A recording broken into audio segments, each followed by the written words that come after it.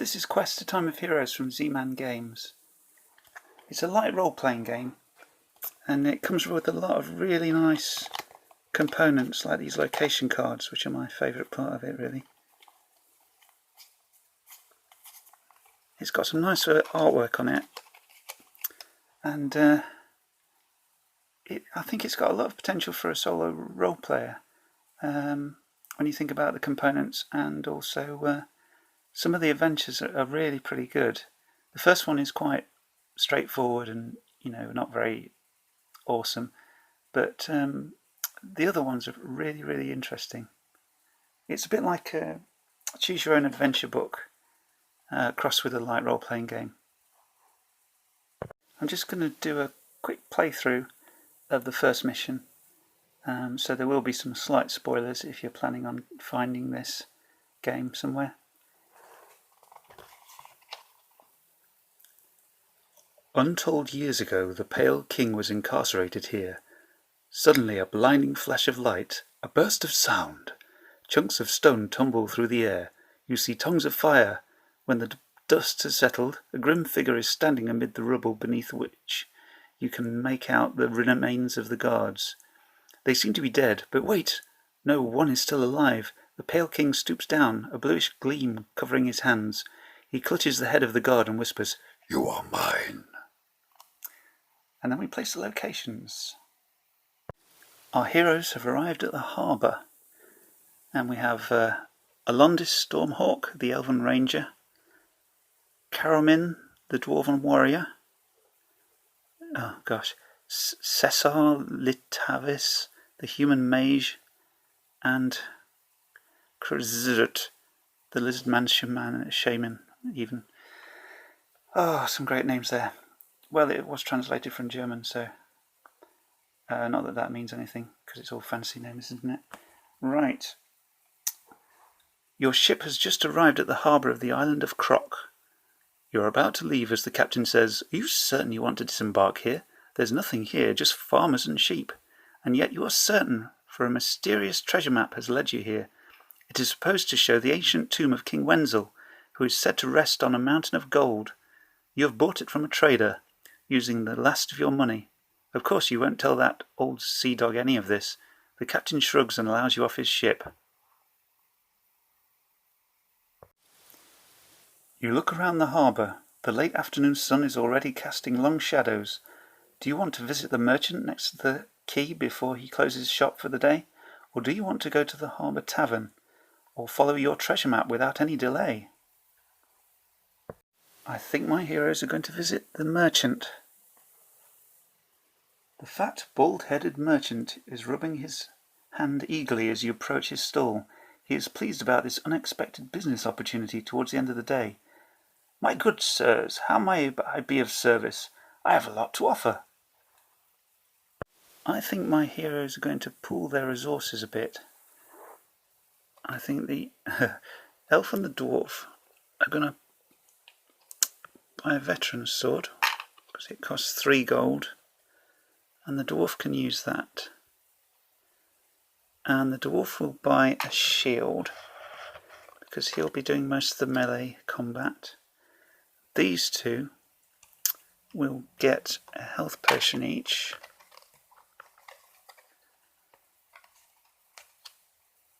And they will maybe keep 1 gold just in case. The tavern is smoky and smells of ale and bottom-shelf liquor. One man among the sailors catches your eye. He is missing a hand and wears an eye patch. He is scuffling from table to table, addressing the guests. You have hardly taken a seat that he is already at your table. Okay, slightly bad translation. "Hey you, newcomers! You be interested in a treasure hunt? Got me a map here." He unfolds a map that at first glance looks exactly like yours. Have you fallen victim to a conman? Do you want to grab the man, or do you want to compare maps? I think my heroes will compare maps. You take a look at the 2 maps, and indeed they are exactly the same. The one-eyed man hasn't missed a single beat in between. "You've heard about them big treasure on the island here, innit? But only I got the right map." It is only then that he notices your map and turns pale. Now I have to remove the forest clearing location from the map for some reason. At this moment the serving wench puts frothing mugs on the table. So sad. Ah well, the first round's on the house.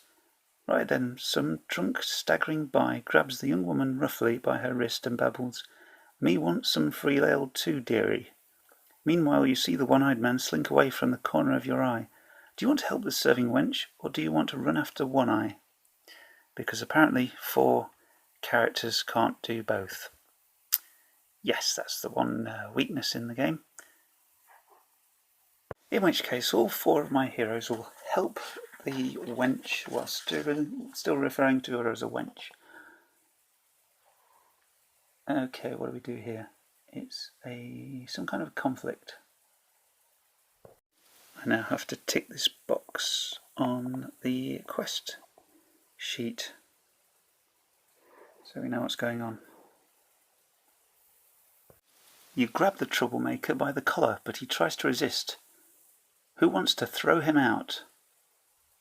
Okay, it's a strength conflict against 5. Who's my strongest hero?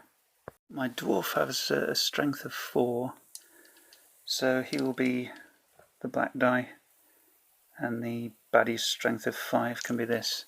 So they add the score here. So the dwarf has a 4 and the baddie has an 8. The hero takes 1 damage. You escort the drunk out of the room. As a parting shot, he punches you in the stomach hard. Go to reference 9. The map seller is running down the street and tries to duck away into the next side alley. You run after him as fast as you can. And now we have another dice test. My elf has a deafness of 4, so she needs to beat an 11, which doesn't sound very likely. A 1. Well, apparently the other heroes can have a go, and I think I'm going to use the dwarf's ability here, his gift, to win this check automatically. So this card is now exhausted, and he manages to catch the map seller. You catch up with him easily. Once he sees there's no way out, he stops and raises his hands into the air. Go to section 18. One-Eye looks at you in fear. You're angry because of the map, right? I'm so sorry I am. All I wanted was to win a little money. Don't do me no harm. I promise to give you a real treasure map this time. He pulls a fragile and greasy parchment from a leather tube. It shows a spot exactly 100 paces south of the dug-over clearing. 3 fingers have also been drawn onto the map there. This map does look genuine. So we put the forest clearing back. And now all the heroes are instructed to take a talent test with a value of 11. So the elf's talent is 1. Yeah, there's really no pointers there, unless I roll a 9, in which case it's an automatic success, and it's a 6. The dwarf's talent is 2. That's a 0 is actually a 0 in this game, not a 10. The lizard man, his talent is 3. 9, 10, 11. Oh, did it? Okay. All heroes succeed, turn to 19. If at least one hero fails, draw 1 event card and go to 20. Okay. I'll draw an event card. Reinforcements, that's exactly what I didn't want. Okay, may only be played at the beginning of the questmaster's turn in combat. Immediately distribute up to 4 more, in this case, minion characters freely over the minion starting zones. Oh, good grief. Right. So I go to reference 20, and it says, the heroes have already travelled to the forest clearing, apparently. So there isn't a lot of choice in this game, but with a bit of extra effort, you could give the heroes more choices. But this reference says, without further delay, you hurry back to the clearing and walk 100 paces to the south. You quickly find the fingers. 3 ancient cypress trees reach up into the sky just like 3 fingers. You start digging at the foot of the tree in the centre and soon find a chest. But when you hear rough voices behind you, This is Gotham's treasure. Give it to us and you live. Orcs, you draw your weapons. Okay, thanks to the reinforcements card, I've now got an army of orcs to fight. Oh gosh. Right. So, the elf is going to use her Wind Rider ability. She can make 1 melee attack and 2 ranged attacks. And despite the ranged attacks, she can make 1 move as well. Because when doing ranged attacks, you can't normally move. So, she will shoot the leader, who has a deafness of 4, and she has a deafness of 4 as well. The orange one is the baddie, and okay, is one a critical success? No, 1 is not an automatic success, and 9 is not an automatic success. So the first attack has failed. She will shoot again, and the second attack fails. She makes her move, and does another attack, this time with... she will use her other ability now, I think, because she's really struggling. Increase the damage. Oh, that's a damage thing. We'll deal with that when we hit. And she actually wins this one, so she does some damage then. Okay. Okay, she'll use this card and add an extra damage point, so he loses 2. Oh, great. Now what's going to happen? I think my wizard is going to move over here using that green bar there, and she's going to use her fireball spell, which is a gift, one of her innate gifts. Every orc hit by this, for instance those 4 there, are going to be damaged. Each character in the area effect takes 1 damage, and basically all these minions have 1 vitality point, so they're all wiped out, so that evens the odds a bit. Now my Lizardman Shaman is going to move a little bit and use this gift. And he's going to use it on this guy to move him. Use may move a character miniature within the range of this card. If the miniature touches a terrain element after the end of movement, it takes damage. Okay, so yeah, he moves him into that tree and he loses a vitality point.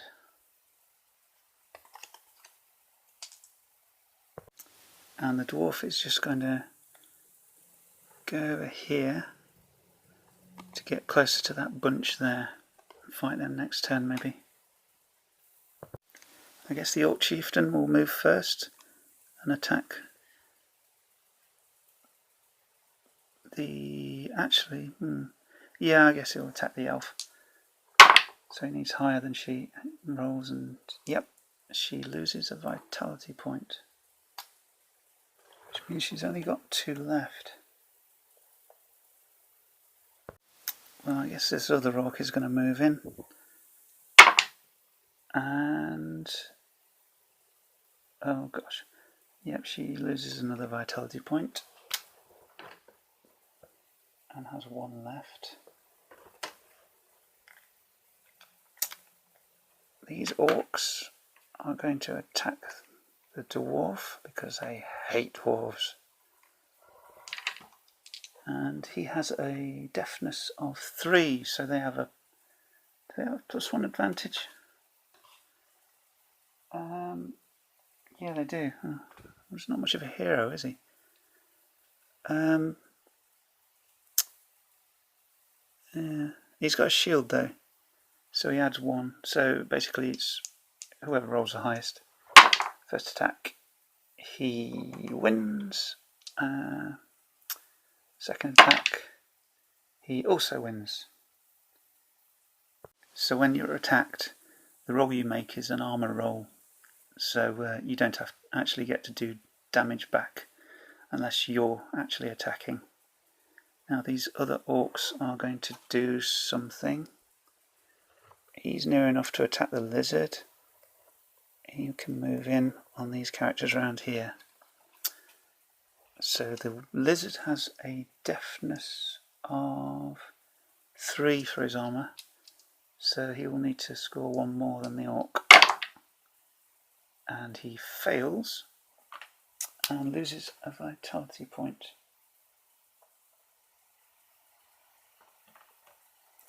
You know, they've dealt with some of the orcs so far, and now it's the hero's turn again. So the wizard is going to use her wand of lightning, and we'll see how that goes. It's a ranged weapon, so she will, and she's not moving. It's a normal, her deafness is 2, and the orc's deafness is 4, so she needs to score 2 more. And she doesn't, so that misses.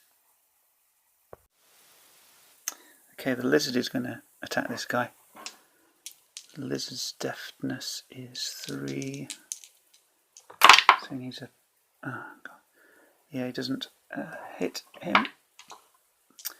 Now what on earth is the elf going to do? She's not very well.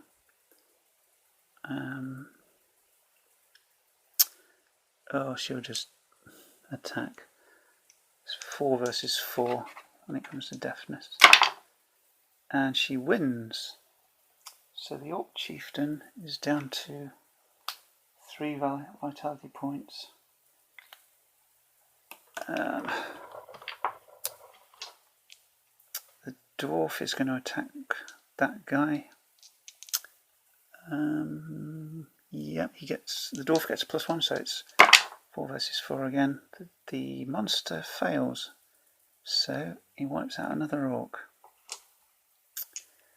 And now the orcs attack. The orc chieftain attacks the elf. He fumbles.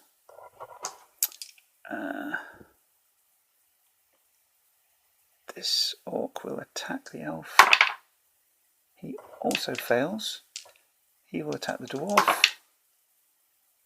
And also fails. Now, he will attack the lizard man. And yeah, he's down 1 to 1 vitality now. Oh gosh, I'm losing track. What's this guy going to do? He can attack the wizard, why not? And he hits, and she is down to 2 vitality. Oops. This guy will move in, I guess, to attack the wizard. The lizard, rather. Oh dear. Lizard's down. He's got a bad injury. Now it's the player's turn again. The elf will attack the chieftain, and she does him 1 vitality point of damage. He is now, well, yeah, still not dead. Dwarf will move in here, and he fumbles, so he doesn't do any damage. What on earth is the wizard going to do?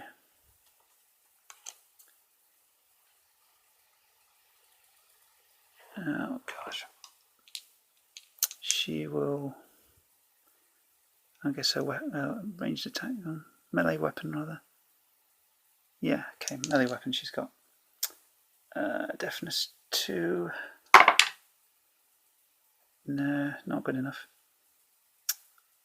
Okay, I'm not saying the combat shines in this game, but yeah. The chieftain will attack the elf, and he misses. This guy will attack the dwarf, and he also misses, and this guy will also attack the dwarf, because I just want to give the elf a break. And he actually does damage to the dwarf. Discard the shield to ignore all damage from one single melee attack. Well, he's down to 3 vitality, so I don't think we need to be that desperate yet. We'll keep hold of the shield. Now these, oh good grief, these are all going to attack the wizard, aren't they? I think she's going down. Her deafness is 2. This guy attacks. And he misses. This guy attacks. That's either a 2 or a 6. They miss. This guy maybe, I guess. And he fumbles. Excellent. And of course I forgot about the healing potions. Of course I did. So the... gosh. I guess the lizard needn't have died, but the elf is going to take a healing potion and regain 3 vitality points, or back to her initial level of 3. So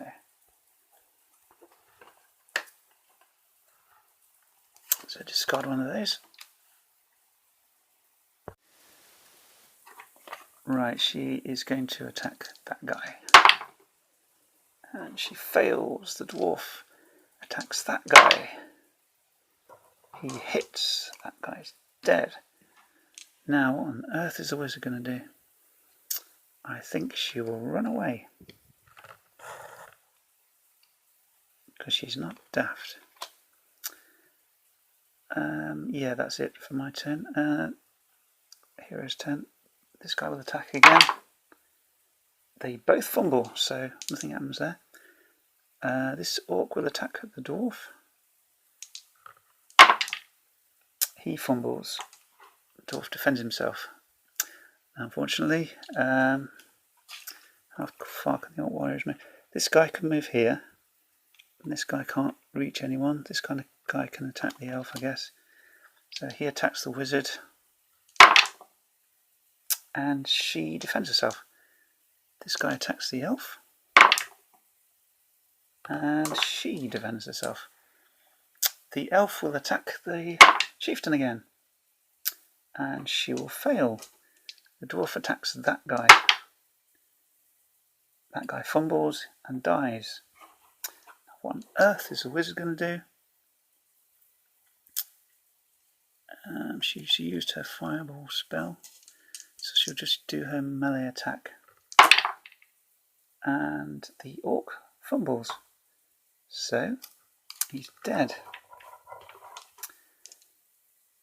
Okay, what now? Well, I guess it's the orc's turn again. The chieftain will attack, and he hits the elf for 1 vitality point. She's back down to 2 again. Oh, it's a slog, isn't it? Right, this one attacks the elf, and he hits the elf as well. Oops, she's back down to 1. This guy comes in to attack the wizard, and she defends herself. Now the elf will attack the chieftain again, and she will hit him, and he is down to 1 vitality point because he just will not get the message. Now the dwarf will move in and attack that guy next to the elf.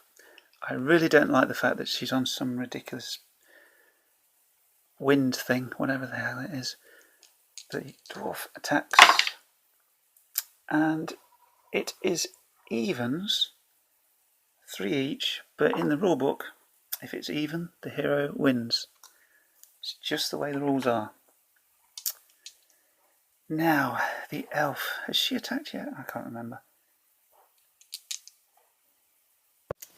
Yes, the elf has attacked, and it's now the wizard's turn to attack. And she actually hits. She needs to score 2 more than the orc, and that's exactly what she does. Now the chieftain is going to attack the elf, and he hits, and she is down. But the dwarf moves in, and that is 1 each. So the chieftain goes down. All the enemies are defeated. You have vanquished the orcs and are now free to study the chest. Suddenly the air above the map begins to shimmer, and the ghostly figure of a dwarf warrior in magnificent garb appears. His voice resounds. You have prevented the orcs from taking possession of me. My thanks, O heroes. I can feel something dark stirring at the heart of the island. Take my axe, and also my gold, and save Croc from the clutches of darkness. With this he fades away. Each hero may draw 1 gift. In addition, the heroes gain 10 gold coins, and the quest item, Axe of the Dwarven King. Which is that. So my gravely wounded heroes here will be able to heal themselves. Now there is a check here saying if you have checked marker 1 on the quest sheet, which we have, go to reference 22. The serving wench approaches you and hands you a potion of healing, eyeing you with admiration. A little thank you for all the help you've given us, she explains. I guess you'll need it on your further adventures. So they can use that potion of healing to sort them two out. This first mission may not be the most amazing thing you've ever seen, but the second mission is a lot better, but I don't want to give away any spoilers. The stories get a lot better, and there are more interesting choices to make. For instance, in the second mission, you meet some villagers, and they invite you to take part in their ceremony, and you have to decide, do I trust these villagers not to sacrifice my heroes? And you have choices like that, and it gets a lot better. But I think there's a lot of promise with this game, despite the linear nature of the first mission and some of the odd quirks, like your 4 heroes can't do more than one thing. One can't chase after somebody while the other one stays and helps somebody else. But even just for the components, it's a really neat set, especially the location cards, which I really like, as I mentioned. You get 2 dice with it. Oops, 2 d10s, one of which is skittered across the floor. You got some coins, and the little standees are quite fun. And it's just a shame that other online adventures were published to be printed off, but they're all in German because it's originally a German game published by Pegasus Spiele, and it's a shame. It's a neat little game. It really is, and it's packed full of useful stuff which you can use for other games. So I hope this just shows you a little bit about a neat little light RPG system